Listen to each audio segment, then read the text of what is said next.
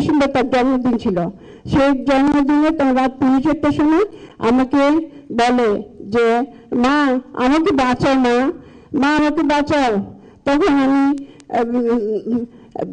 সেই এই কথাটা সে কাঁদতে কাঁদতে বলে মা আমাকে বাঁচাও, এই কথাটা আমার প্রতিক্ষণ প্রতিনিয়ত সবসময় মনে পড়ে। আমার স্বামী অসুস্থ, এই অবস্থা যদি আমার স্বামী বিচারগুলি দেখে যেতে পারে, আমার কেউ নাই, আমার একটা সন্তান, এই একটা সন্তান তিনি শেষ হয়ে যাচ্ছে। অন্য সাহেব মরে গেলে আমি কি নিয়ে বাঁচবো, আমি কাকে নিয়ে বাঁচবো? আমার ছেলেকে 2013 সালের 4 ডিসেম্বর রাত তুলে নিয়ে গেছে। আমার একটাই ছেলে, আমার একটাই ছেলে, এই ছেলেটাই ছিল আমার পুরো দুনিয়ার দুনিয়া, আমার বেঁচে থাকার কারণ। আমি র্যাব, পুলিশ, সব বাহিনীতে, সব দপ্তরে খুঁজেছি, কোথাও পাইনি। আমার পাশেও দাঁড়ায়নি, আমার কাছে সাহায্য করেনি। তখন তেজগাঁ থানায় আমরা জিটি করতে যাই। জিটি করতে যেয়ে দেখি ওখান থেকে একজন বলে যে মাসুম এবং আরেকজনকে থানায়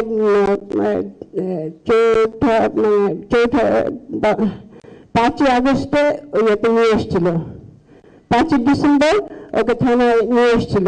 তখন আমি কাঁদতে কাঁদতে বললাম আমার ছেলেকে একটু দেখতে দেন আমার ছেলেকে।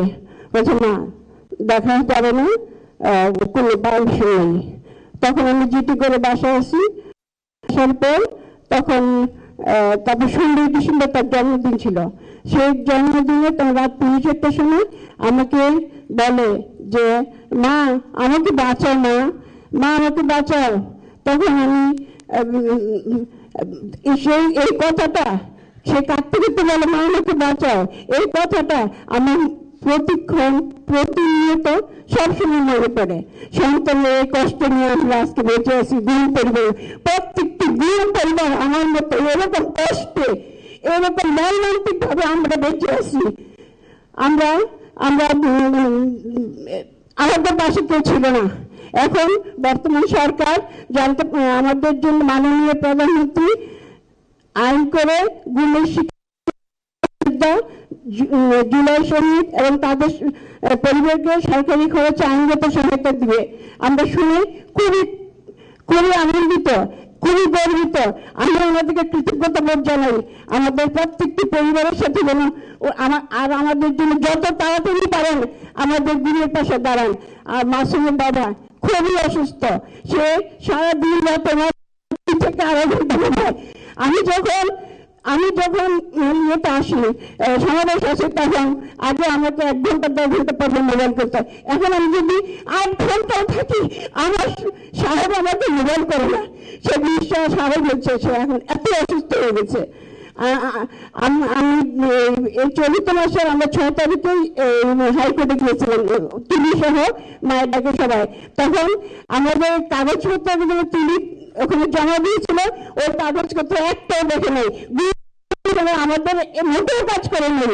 আমাদের অধিকার নাই আমাদের এগুলোর পরিবারগুলা জানার, আমাদের স্বজনদের সাথে কি করা হয়েছিল, কেন এরকম করা হয়েছিল।